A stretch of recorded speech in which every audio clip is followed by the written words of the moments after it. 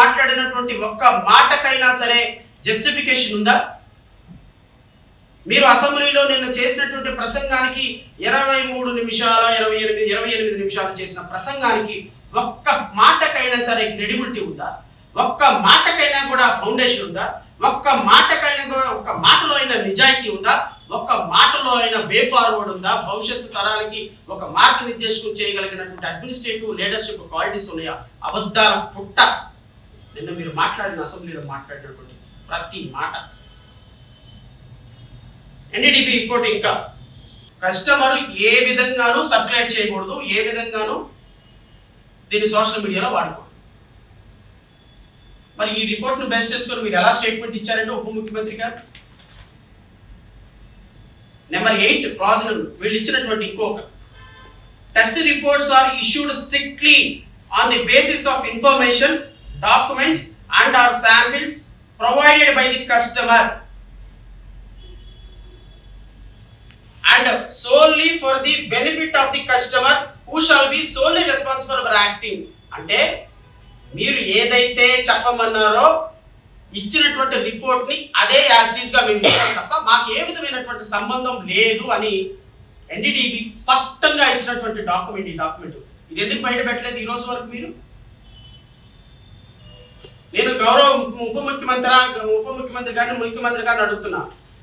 ఈ రోజు JPP party చాలా స్పష్టమైనటువంటి ఎలిగేషన్ చేస్తుంది. దేవుడిని రాజకీయాలకు వాడాలి అనేటువంటి ఒక ఉద్దేశంతో ఎన్డీడీబీ రిపోర్టుని ఈ విధంగా ఎన్డీడీబీ చేత రిపోర్ట్ ఇప్పించుకొని శాంపిల్స్ మొత్తాన్ని మ్యానిపులేట్ చేసి 5 రోజుల పాటు శాంపిల్స్లో రసాయనాలు కలిపి కావాలని జంతు కొవ్వుకు సంబంధించినటువంటి కొలెస్ట్రాల్ కలిపి మీరు ఎన్డీడీబీకి పంపించిన శాంపిల్స్ ని మ్యానిపులేట్ చేశారు. మీరు మీ అధికారులు కేవలం మీరు ఏదైతే చెప్పారో చూడండి, శ్రీవారి ప్రతిష్టను దెబ్బతీసే కుట్ర చేసింది కేవలం ముఖ్యమంత్రి పవన్ కళ్యాణ్. వీళ్ళిద్దరూ కలిసి మొత్తం ఎన్డీఏ గవర్నమెంట్ కూటమి ప్రభుత్వం చేసినటువంటి కుట్రగా ఈరోజు ఎన్డీడీబీ ఇచ్చినటువంటి ఈ కంక్లూజన్ రిపోర్టు రాష్ట్ర ప్రజలకి తెలియజేస్తుంది.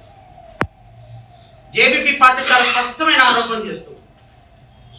శ్రీ వెంకటేశ్వర స్వామి ప్రతిష్టను దెబ్బతీయటానికి ఉప ముఖ్యమంత్రి కలిసి ఆడిన పన్నాగం. ఎన్డీడీబీ చాలా స్పష్టంగా చెప్పింది, మీరు ఏదైతే రిపోర్ట్ ఇవ్వమన్నారో, ఏదైతే స్పెసిఫికేషన్స్ ఇచ్చారో దానికి మీరు రిపోర్ట్ ఇచ్చాం, మాకు సంబంధం లేదు, అంతా మీదే బాధ్యత, ఇది కోర్టుల్లో కానీ ఎక్కడ కానీ వాడటానికి లేదు, ఇది కంప్లీట్గా మీకు సంబంధించినటువంటి బాధ్యత మాత్రమే అని చెప్పినటువంటి ఎన్డీడీబీ రిపోర్టు ఇది రాష్ట్ర ప్రజలకు చెప్పకుండా, రాష్ట్ర ప్రజలకు తెలియపరచకుండా మీరు ముఖ్యమంత్రి గారు ఇద్దరూ కలిసి ఒక పథకం ప్రకారం లడ్డూ మీద అప్రతిష్టలు క్రియేట్ చేసి దాన్ని తీసుకొచ్చి గత ప్రభుత్వం మీద, ముఖ్యమంత్రి గారి మీద, వారి ప్రభుత్వం మీద తోసేసి రాష్ట్రంలో సనాతన ధర్మాధికారి, ధర్మ పరిరక్షకులు, హిందూ ధర్మ పరిరక్షకులు అని ఒక కులమత. ఈ డాక్యుమెంట్ ఎన్డీడీబీ కాఫ్ రిపోర్ట్ ఏదైతే ప్రాథమికంగా చంద్రబాబు నాయుడు, పవన్ కళ్యాణ్ పందికోవు ఎద్దుకోవు కలిసింది అని చెప్పినటువంటి ప్రాథమికమైనటువంటి డాక్యుమెంట్.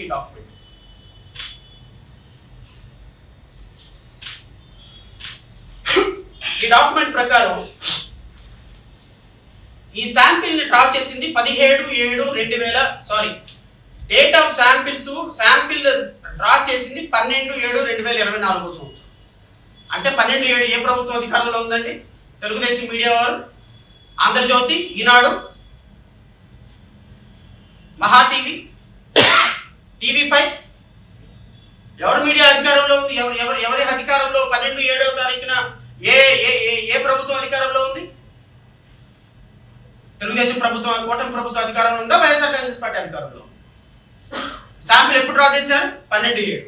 ఈ శాంపిల్ ని 17/7వ తారీఖున ఎన్డీడీబీ రిపోర్ట్కి పంపించారు, గుజరాత్ పంపించారు. ఎన్ని రోజులు శాంపిల్ ఎవరి దగ్గర ఉంది? నెయ్యి శాంపిల్ ఎవరి దగ్గర ఉంది? 5 రోజుల పాటు శాంపిల్ ఎక్కడ పెట్టారు? కూటమి ప్రభుత్వంలో ఎవరి దగ్గర ఈ శాంపిల్ ఉంది? ఈ శాంపిల్ టెస్ట్ చేసినటువంటి ఎన్డీడీబీ ఇచ్చినటువంటి అత్యంత కాన్ఫిడెన్షియల్ రిపోర్ట్ ఈ డాక్యుమెంట్. ఈ రిపోర్ట్లో ఏం చెప్పారు? ఈ రిపోర్ట్లో, ఈ కాన్ఫిడెన్షియల్ రిపోర్ట్లో వాళ్ళు ఏం చెప్పారు ఎన్డీడీబీ రిపోర్ట్లో అని రాష్ట్ర ప్రజలకు చెప్తున్నాం. The test report shall not be reproduced only in any part of any manner whatsoever by anyone and cannot be used as an evidence in any court of law unless required as per the directions of any court, and shall not be used in advertising media, social media, print media, any other media without written permission of the managing director of Deputy MD NDDB Corp Limited. మీరు ఈ రిపోర్ట్ని బయటకు చెప్పేటప్పుడు ఈ రిపోర్ట్లో చాలా స్పష్టంగా వీళ్ళు ఇచ్చినటువంటి మాట, NDDB calf limited is not responsible any variations in characteristics of a samples taken up for analysis under any circumstances including that holding of delay cost for more clarification by a customer. Samples are disposed of after the prescribed period of maintained as per mentioned below as per the regulatory requirements. The test result related to only the tested samples and the applicable parameters endorsed basing on such report also. The sample description is given as specified by the customer. ఎన్డీడీబీకి సంబంధించినటువంటి రిపోర్ట్లో ఒక customer తీసుకొని వెళ్ళి ఇచ్చినటువంటి శాంపిల్ని మాత్రమే మేము పరీక్షించాం తప్ప ఈ శాంపిల్కి సంబంధించి ఈ రిపోర్ట్కి సంబంధించి మాకు ఏ విధమైనటువంటి అథారిటీ లేదు. ఈ డాక్యుమెంట్ ఏ కోర్ట్ ఆఫ్ లాలో వాడటానికి లేదు. ఎందుకు వాడటానికి లేదు అంటే ఈ శాంపిల్స్ని యాజ్ పర్ ది లా ప్రకారం వీళ్ళు ప్రిస్క్రైబ్ చేయలేదు. మా సమక్షంలో ఈ శాంపిల్స్ని డ్రా చేయలేదు కాబట్టి ఈ రిపోర్టు ఏ విధమైనటువంటి లీగల్ అథెంటికేషన్ పనికిరాదు, ఏ విధంగానూ కోర్ట్ ఆఫ్ ఎవిడెన్స్ కి పనికిరాదు అని స్పష్టంగా ఎన్డీడీబీ కాల్ఫ్ రిపోర్ట్ ఇచ్చిన తర్వాత ఒక ముఖ్యమంత్రి స్థాయిలో ఉన్నటువంటి అత్యున్నతమైనటువంటి కాన్స్టిట్యూషనల్ అథారిటీ, ఒక ఉప ముఖ్యమంత్రి స్థాయిలో ఉన్నటువంటి ఒక పార్టీ అధ్యక్షులు, ఒక కాన్స్టిట్యూషనల్ అథారిటీ ఈ డాక్యుమెంట్ని బేస్ చేసుకొని కోటాను కోట్ల మంది ప్రజల భక్తులు సంపాదించుకున్నటువంటి కలియుగదయమైనటువంటి వెంకటేశ్వర స్వామి మీద పందికొవ్వు ఎద్దుకొవ్వు ఫిష్ ఆయిల్ కలిసిందనే ఆరోపణ చేయవచ్చా? రాష్ట్ర ప్రజలు ఒకసారి గమనించమని కోరుతున్నారు. ప్రతిష్టకు దెబ్బతీసే కుట్ర ఎవరు కుట్ర చేశారు? నేను అడుగుతున్నా ముఖ్యమంత్రి గారిని, ఉప ముఖ్యమంత్రి గారిని, 162 మంది ఎక్సెప్ట్ వీళ్ళిద్దరు తప్ప 162 మంది ఎమ్మెల్యేలని, ముఖ్యమంత్రిని, ఉప ముఖ్యమంత్రిని అడుగుతున్నా, తిరుమల శ్రీవారి ప్రసాదాన్ని దెబ్బతీసే కుట్ర చేసింది ఎవరు? ఈరోజు ఆధారాలతోటి నేను మీకు చెప్తా. అంటే ఇప్పటి వరకు ఈ డాక్యుమెంట్ నేను ఎందుకు బయట పెట్టలేదు అంటే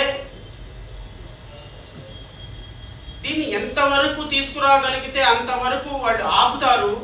మనం పూర్తి స్థాయిలో విరుచుకుపట్టడం కరెక్ట్ కాదు అని నేను కొంత సమయంలో పాటించాను. ఇంత ఆరోపణ చేయడం కూడా కరెక్ట్ కాదని నేను చేశాను.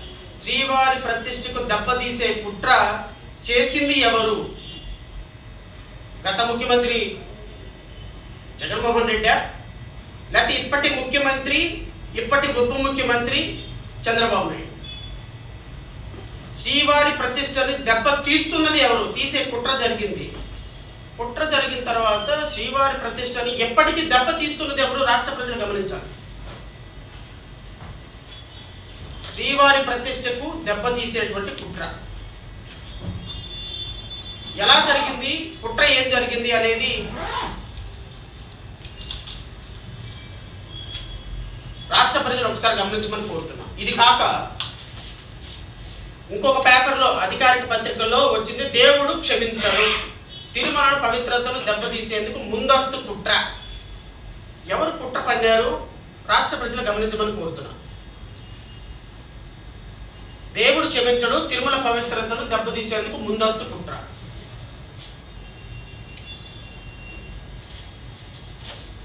ఇప్పుడు 2 అంశాల గురించి రాష్ట్ర ప్రజలకు వివరించాలి. తిరుమల నెయ్యి అంశంలో నిన్న పవన్ కళ్యాణ్ గారు మాట్లాడినటువంటి మాటల్ని కేవలం నేను రెఫరెన్స్గా తీసుకుంటున్నాను.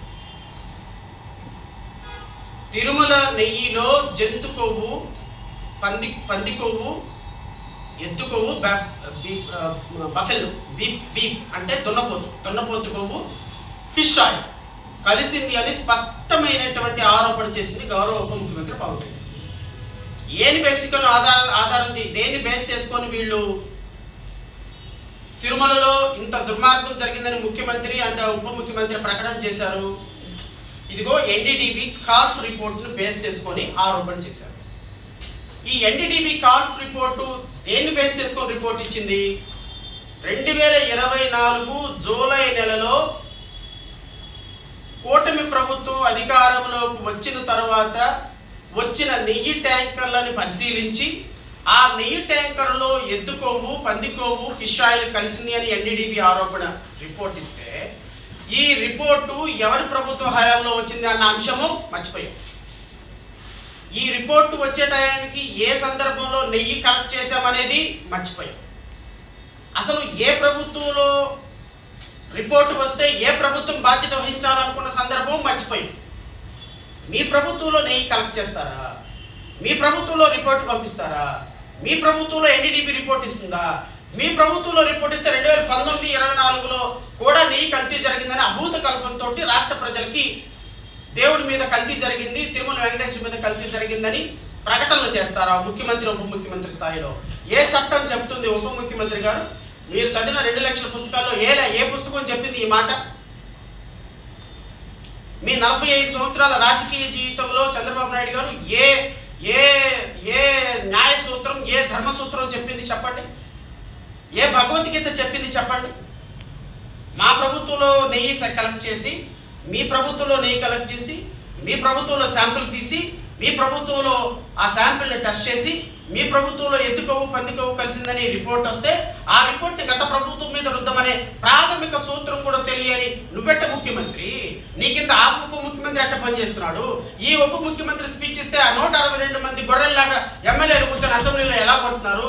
ఈయనిచ్చేటువంటి స్పీచ్ అద్భుతంగా భావితరాలకి అద్భుతమైన స్పీచ్ అని ఆ పైన కూర్చున్నటువంటి డిప్యూటీ స్పీకర్ ఎట్ట మాట్లాడతారు? మా కర్మ కాకపోతే